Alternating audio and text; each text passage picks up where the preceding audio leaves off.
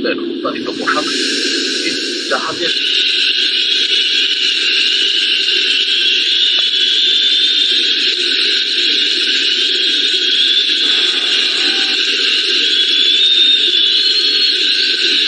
বাবুর্চি নষ্ট হয়েছে, আমার দেশের নষ্ট হয়েছে।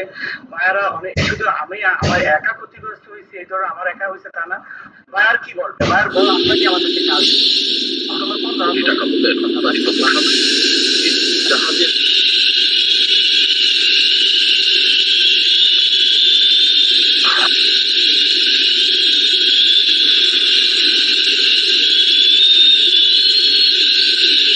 বাবুর্চি নষ্ট হয়েছে, দেশের কার্টুন থেকে ভাইয়ারা অনেক, শুধু আমি আমার একা ক্ষতিগ্রস্ত হয়েছে এই ধরো আমার একা হয়েছে তা না। ভাইয়ার কি বলবে, ভাইয়ার বল আপনাকে আমাদেরকে কাজ কোটি টাকা মূল্যের উৎপাদিত পোশাক জাহাজের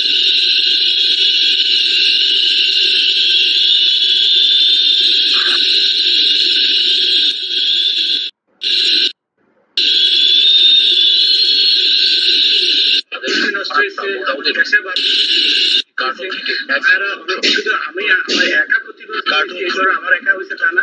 ভাইয়ার কি বলবে, ভাইয়ার বল আপনাকে আমাদেরকে কাজ কোটি টাকা মূল্যের উৎপাদিত পোশাক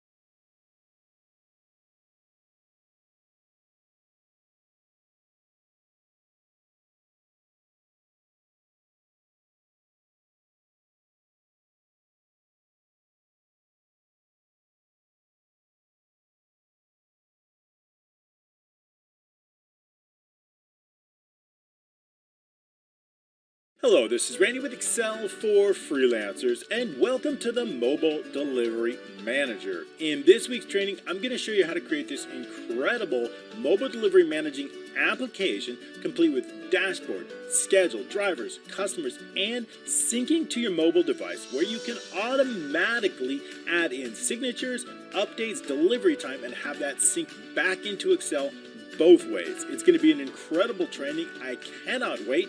So let's get started.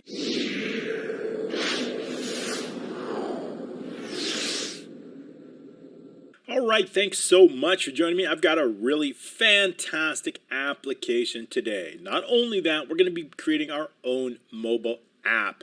Not only that, but we're going to show you how to take Excel, sync it to the mobile app data, take anything entered into that brand new mobile app, and send it back to Excel. We're going to have seamless integration, seamless synchronization between both Excel and that. And of course, we're going to create this really cool application here, something we've done before, scheduling, drivers, customers, and something like that. So it's going to be a really fantastic training. I hope you'll stick with us through the entire training. So I'll try to not keep it too long, but I'm going to move slow on certain parts, especially things that I really want you to pay attention to. So it's going to be a fantastic training.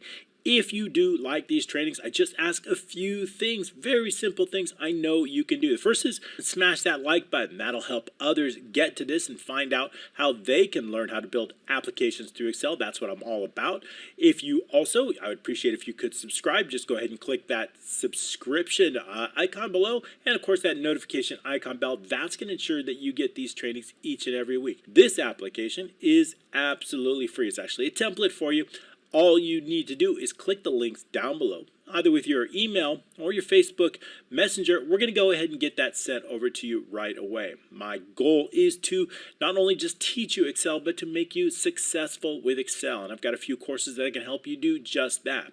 If you want to take your passion for Excel or your inspiration and you want to create applications on your own for passive income, I've got an incredible course that's going to help you do just that. And that's called the Mentorship Program.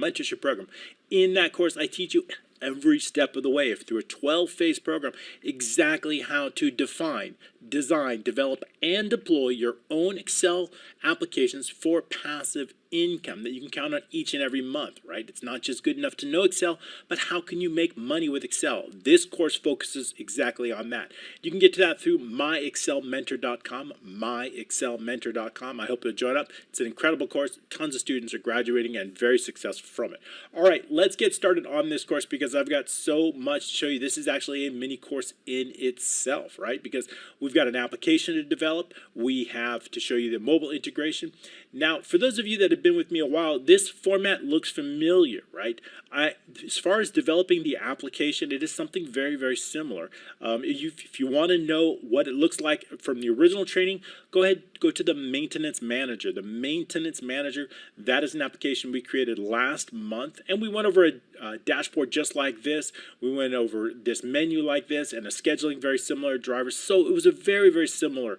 And so what I don't want to do is spend a whole lot of time on the UI on this Excel, but what I really want to do is focus on the application development and creating an application that syncs with Excel. Of course, where there's differences and where there's important parts, I'm going to go over every point, but really, how do we get this data into a mobile Excel, and how do we get the data from the mobile application into Excel? So I'm going to show you, we're going to pay close attention on that so that you can create not only your own Excel applications, but app development as well, so that the two of them sync. As we all know, Excel with macros does not work on tablets or does not work on mobile phones, at least tablets that don't run the full version of Office. So what we need to do is we need to bridge that gap. Everybody wants to use at least these applications on their mobile. So my job is to teach you how to bridge that gap and have seamless integration between apps and Excel.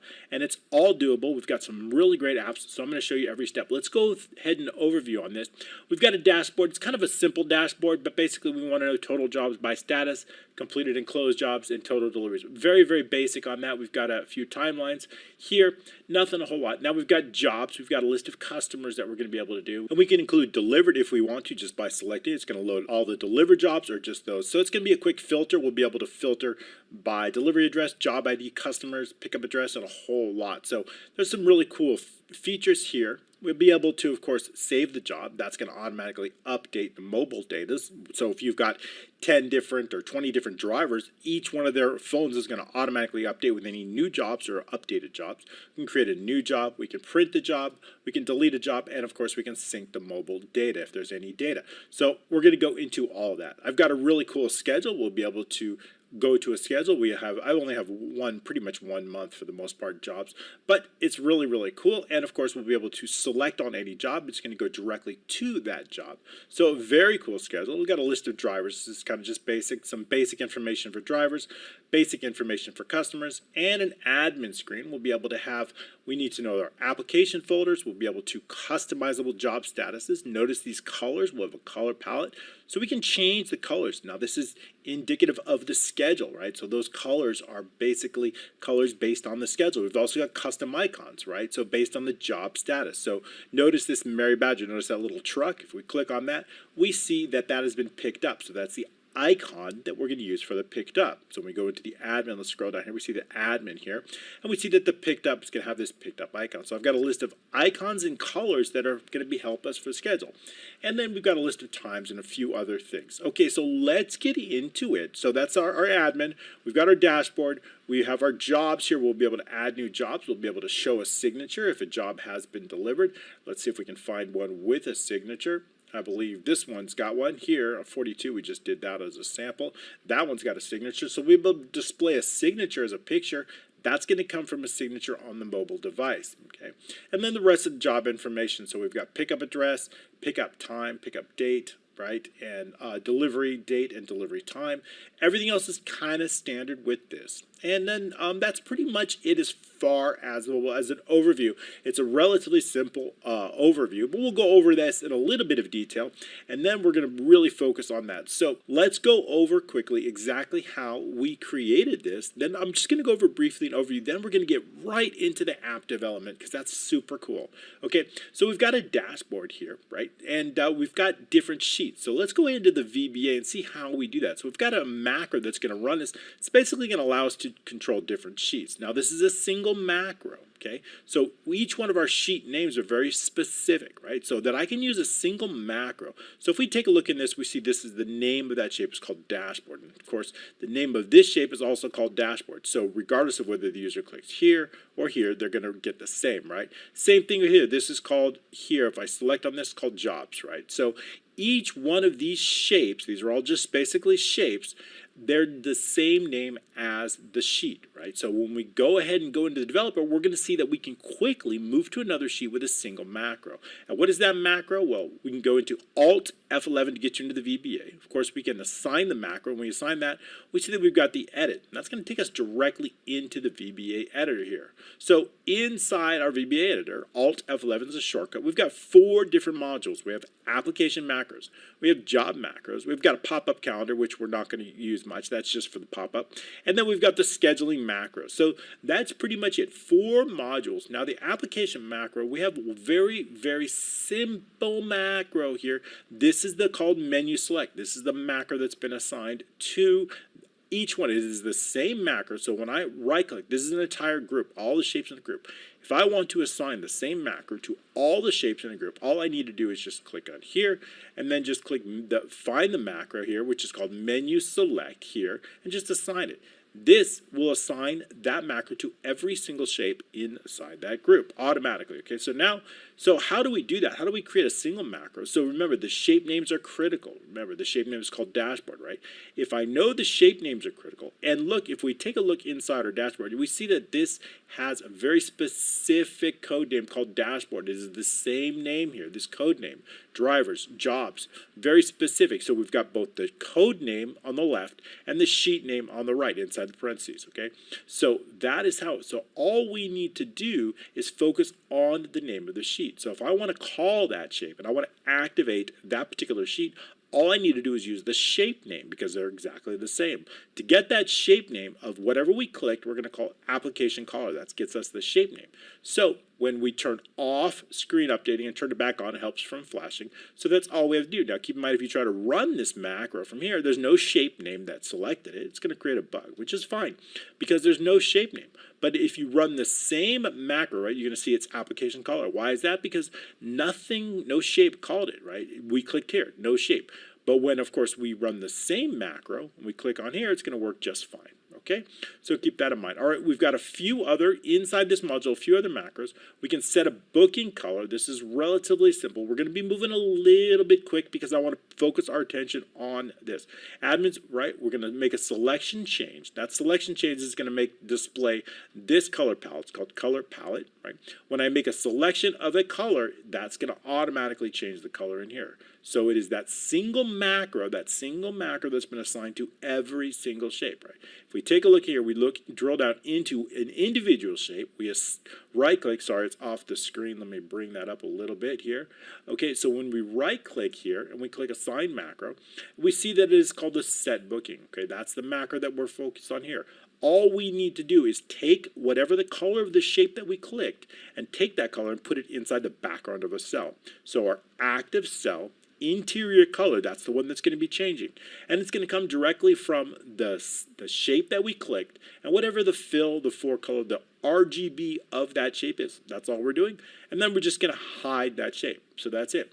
We've got a few browse. I need to browse for some application folders, so we're moving a little bit quickly because it's kind of basic. All I want to do is I want to get a few information. I want to know where we have a central folder where all of that data is going to take place. And so that means when I make changes or when the drivers make changes on the road, that has to come to a central folder. We need to map that central folder. So I've done it right here. We're going to call it inside. It's got to be inside a Dropbox. We're going to be using Dropbox for this. App sheet, where we're going to be using that data, and this is our folder. So this is all the data. We have the application data that's going to come in. We have driver images. We have job images. Job images would, of course, be the signatures. So if we take a look inside the view properties, we see that the signatures are going to be stored inside here. And we also have data. The data is going to be the data that comes in. So if we have signature data or a change, so that's going to come in. So we have a lot of information that's going to come in. And, of course, we have the driver pictures here. So so we need to map this folder. I need to know what folder this is. So all we need to do is browse for this folder. This is the folder I want. That's where our data is going to come in. And that'll come into play a little bit later on. So what I need to do is I need to know what folder. So when I browse for this icon, of course, we need to find that automatically. And so we have the mobile data file, right? This is the file, right? We need to know what file. This I'll go over into. This is a specific Excel file where our mobile data is located, separate from this file. Inside that, basically what we're going to, I'll go over that in just a moment. We have two tables, one for driver and one for jobs. Okay, and I'll go over that. And of course, we need that folder where our applications or icons are called, right? We need those icons. Those icons are going to be inside our admin right here. These are the names of the icons. And I need to know what folder they're located in because when I browse the schedule, I need to create those icons and put them directly in the schedule. We have several icons, scheduled, pending, and so on and so forth, right? So we need that. So we're just going to browse. So I just need a few macros that are going to do that. So browse for the data folders here, data file is here, and data folder is here. So those are just macros to browse for files and folders. Keep in mind that a file, we're going to only look for XLS. I only want XLSX or XLS, right? We're not looking for a macro. This is simply a data file, an Excel data file. So that's all we're browsing for. And then, of course, the data folders, any folder, for the mobile data folder, and for the icons, any folder. That's pretty much it.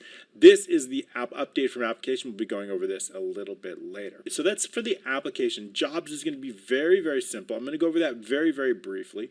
We have one macro that's going to load the list. And all we're doing in this macro here is we've got a database of jobs. Okay, so what I've got here is all of our jobs here, customer information. This is all the information is we have a picture name of that signature in a folder here. Okay. All I'm going to be doing is setting some criteria based on the status and in this case the delivery address. So this is going to be based on F4. So that means if I change this criteria inside here, right, if I change it to, let's say, job ID, and I want to search for a specific job ID, I can do that right here. So easily just search for that. So what we need to do when we search for that is we need that criteria. And then we also need to know if we're including the delivered or not, right? If we're excluding the delivered, since this one's already been delivered, we're not going to include it. But in this case, we are. So how do we know that? Well, of course, that's based on criteria inside our jobs database. So let's take a look at this dynamic criteria. Job ID is 3. Notice this is linked to jobs F4. This is linked to jobs F5 if it's not enter search, right? If the words are not enter search, jobs F5. Also keep in mind the status. The status is either going to be, if jobs, it's either going to be does not equal or does not equal. So let's take a quick look inside that.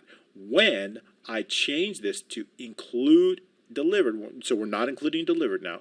Let's take a look back here. Now it says does not equal closed, right? I want to know does not equal closed or delivered. Probably should say, let's just change that to does not equal. On the description, I really want closed. So let's take it like include closed. Okay, I'm going to put closed. I think I updated the name here. So what I want to do is should be closed, because when you close out, you may not want to do include closed. That's what I'd really like. Okay, so we're going to include or exclude closed. Delivered, right? We have got a few different ones. So I've got delivered and I've got closed as status. So I'm going to just exclude closed. Delivered's okay, but closed I don't want to. So that's a good way. So now what we're doing is we're excluding anything that's closed. So inside that, now we see we're excluding does not equal closed. So we're looking for job number 3 if it does. If nothing, of course, nothing's appeared there because job 3 is closed. So if I take a look inside that and I take a look at job 3, we see that the status has been closed. That's why it doesn't appear. When I clear the search, it's going to go back.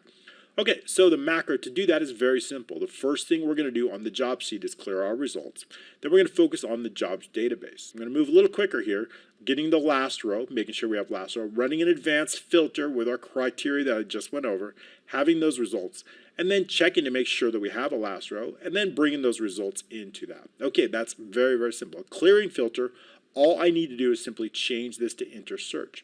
We have a change event. As soon as there's a change to F5, it's any change at all, it's going to load this macro. Enter search is going to do that. Okay, so that's all we have to do. Clearing that search is simply going to clear it. Okay, that's it. It's going to put enter search here, and then it's going to clear the list very easily. Okay, moving on, saving and updating. This is very, very basic, except where the point is we're getting the mobile details.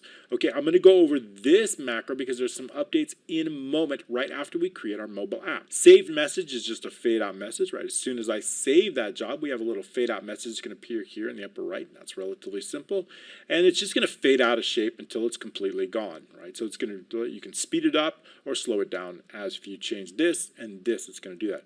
Showing the signature pick, this simply shows a signature pick, right? If I've got a signature in a folder here, including our, let's say our job images here, I need to map that, right? I need to know where these signatures are, and I need to put it. So I've got it, each one has a signature name. And so what I need to do, of course, I need to map that so that I can get the full file path. If I know, so what we're going to do is we're going to save that name, and we're going to also save the folder as well in that, because here's what we've done. We've mapped it all the way up to this folder. This is our main folder, all the way to this.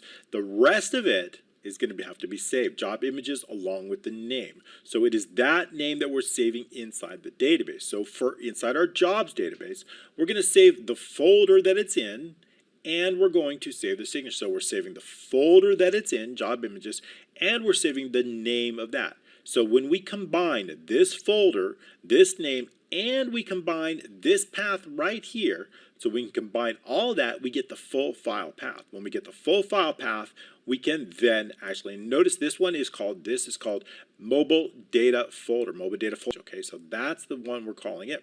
And so when we combine that, we combine it with this path here, we get the full picture. When I have that full file path and it is accurate, I can then display that picture in any particular. So let's go ahead and pull up a job with a picture here.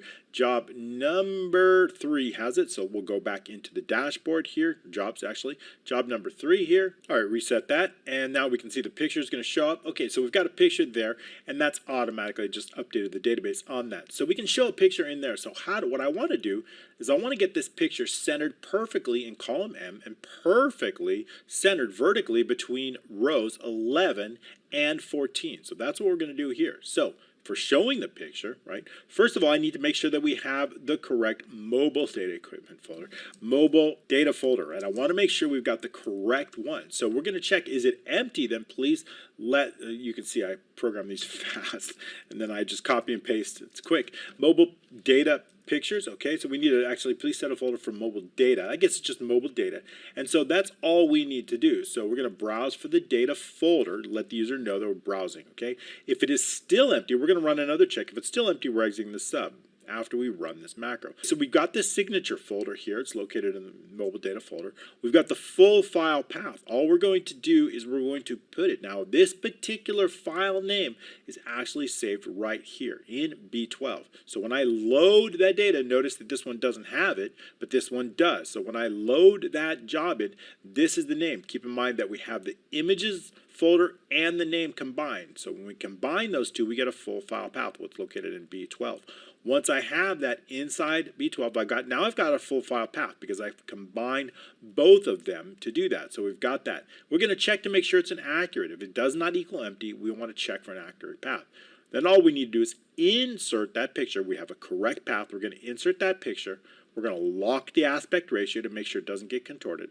We're going to set a maximum width of 115. We're going to set a maximum height of 80. Then all I'm going to do is center that. Center it inside column M, taking the width of column M, subtracting the width of the picture and dividing that by 2. That's going to center it horizontally. Then I want to center it vertically. I'm going to do the same thing, but this time I'm getting the height of rows 11 through 14, and I'm going to divide that by 2. That's going to center it vertically.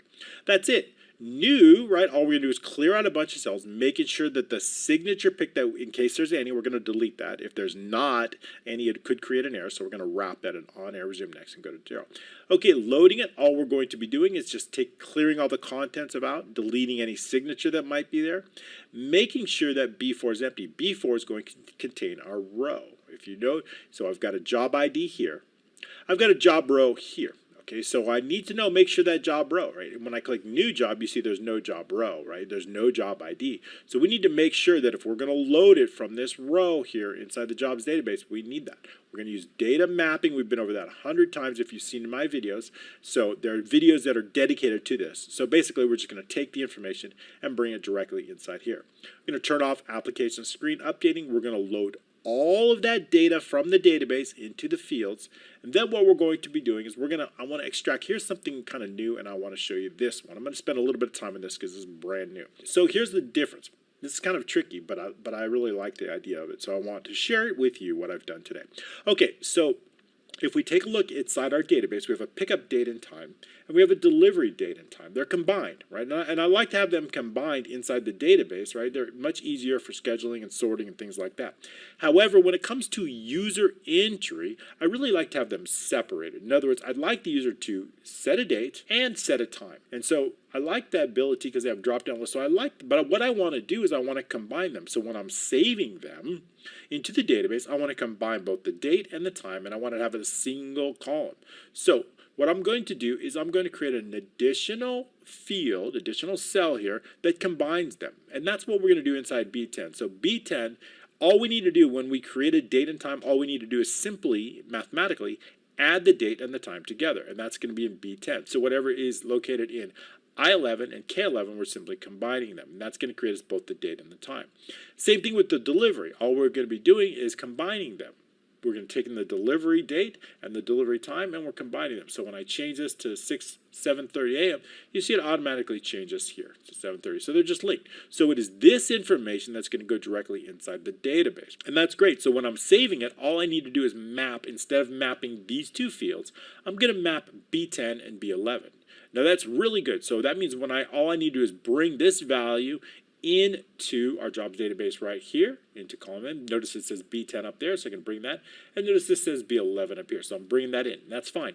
However, when we load this data in, when I bring this information, I want to bring it back into the jobs, right? I need to separate it. I need the date and the time separate when I'm loading it in here.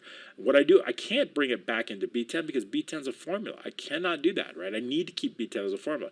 So what we want to do is we want to take the value, we want to separate it using VBA, put the date here and put the time here, but not loading it into B10. And so that's a difference. So what I'm going to do is I want to check. I want to make sure it's not empty. We're looking for a pickup time, right? And a pickup time is located inside column F. So I want to make sure it's not empty. If it's not empty, what I'm going to be doing then is I'm going to be separating it. So first we're going to check in VBA, make sure the pickup time and date, or this is really a pickup date, right? Pickup time and date is not empty. First we're going to check on that. And so once we know it does, what I'm going to do is I'm going to separate it, right? So to get in I11, which is the date, that's where I want it to go, I only want the whole number, right? Remember, in a date, when you have a date and time, it's mixed, right? If we go into general, let's take a look inside this one here. And we go to general, change the format. We see that it's both the date, which is 44650, that's the date, the time dot 30208, that's the time, right? So what I want to do is I want to separate them. To get the 44650, all you need to do is use the integer command, int, and that's going to separate that. And then the next thing in the next line of code, I want